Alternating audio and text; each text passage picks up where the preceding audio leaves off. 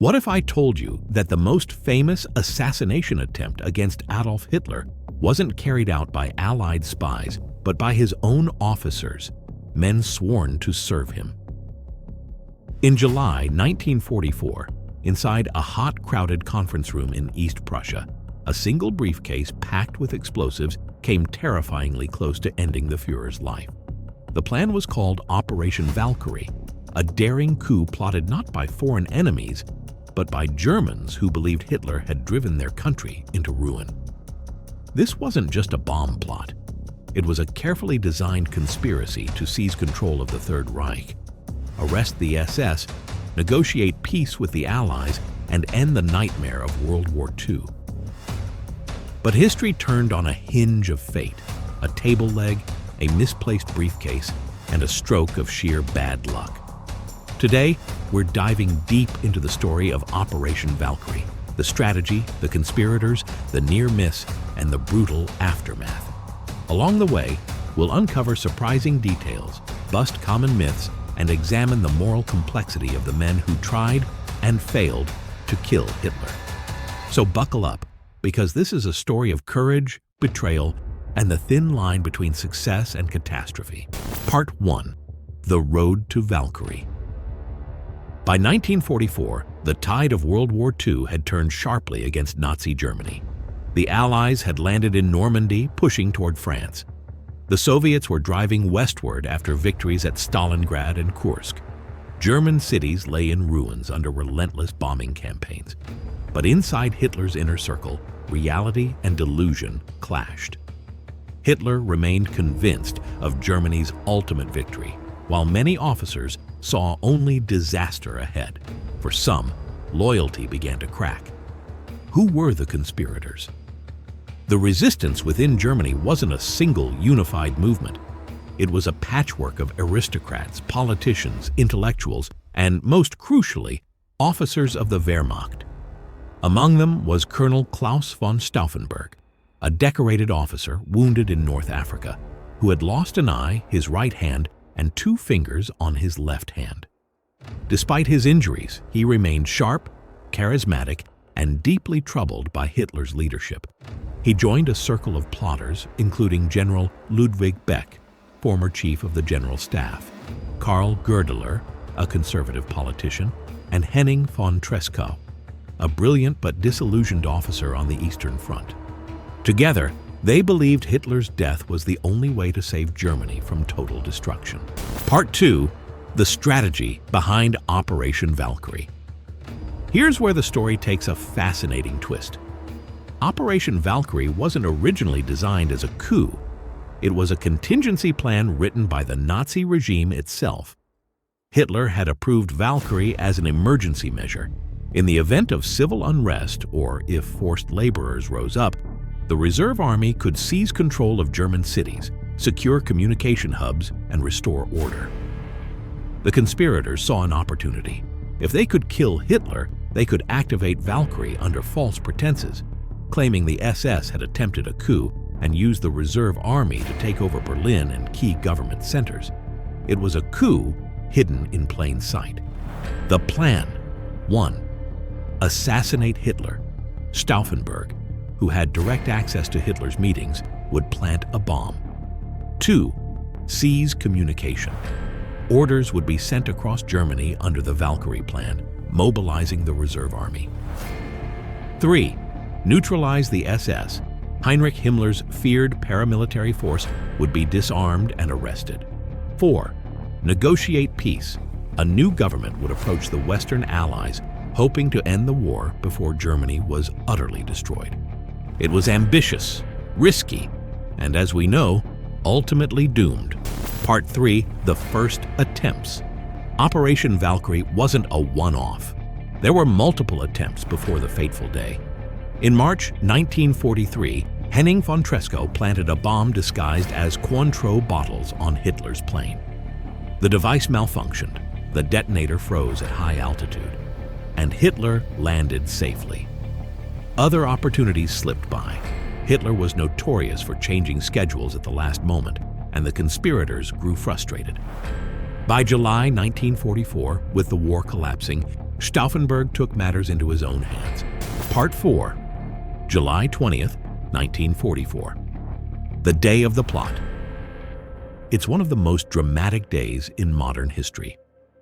On the morning of July 20th, Stauffenberg flew to Hitler's headquarters, the Wolf's Lair in East Prussia.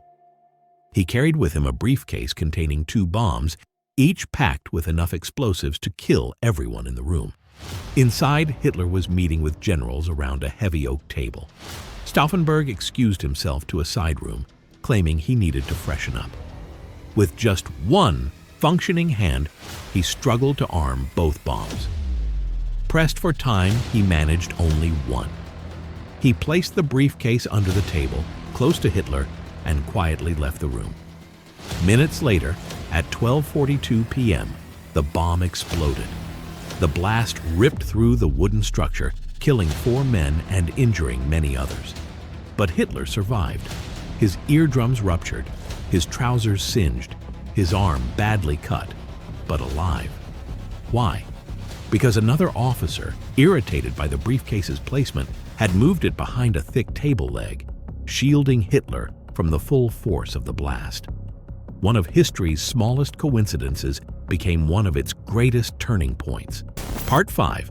The coup unravels. Back in Berlin, the conspirators moved ahead with Valkyrie. At first, it worked. Orders were sent out. The reserve army began mobilizing. SS officers were arrested, but soon cracks appeared. Confusion spread as news leaked that Hitler had survived. Radio broadcasts confirmed the Führer was alive. The illusion of legitimacy crumbled. By evening, the coup was collapsing. Officers who had hesitated now swung back to Hitler's side. Stauffenberg and his closest allies were arrested at the Bendler Block headquarters in Berlin. By midnight, they were executed by firing squad. Part 6. The aftermath. The failure of Valkyrie unleashed a wave of brutal reprisals. Thousands arrested. Around 7,000 people were arrested in connection with the plot. Over 4,900 executed. Many were hanged with piano wire, their deaths filmed for Hitler's amusement. Families punished.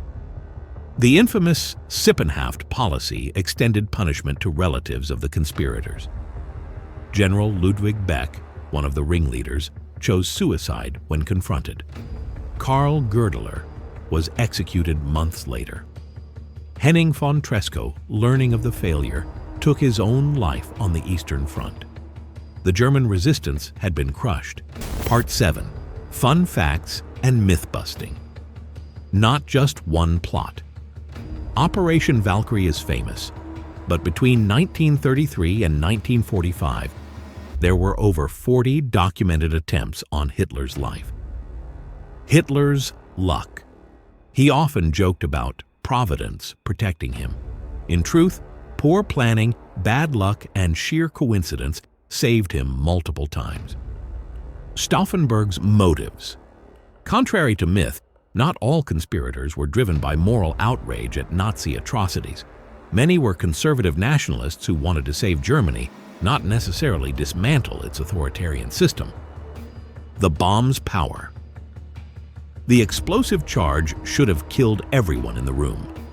But the open windows, the wooden building, and, most fatefully, the table leg, reduced its lethality. Part 8. Legacy of Operation Valkyrie. Though it failed, Valkyrie remains a symbol of resistance within Nazi Germany.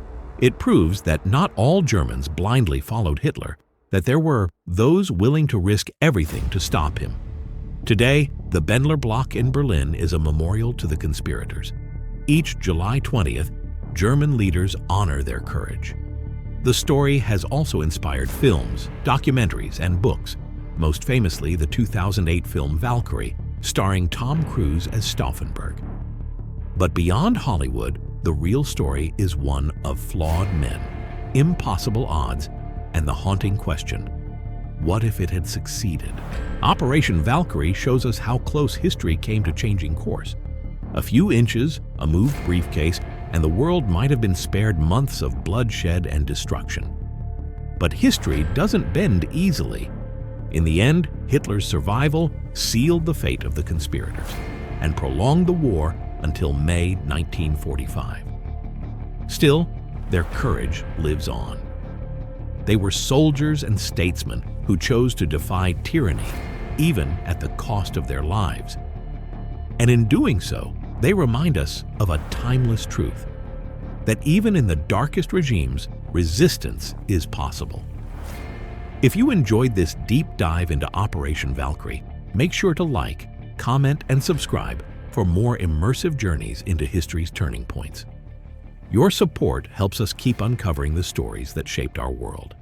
Until next time, stay curious and never stop questioning history.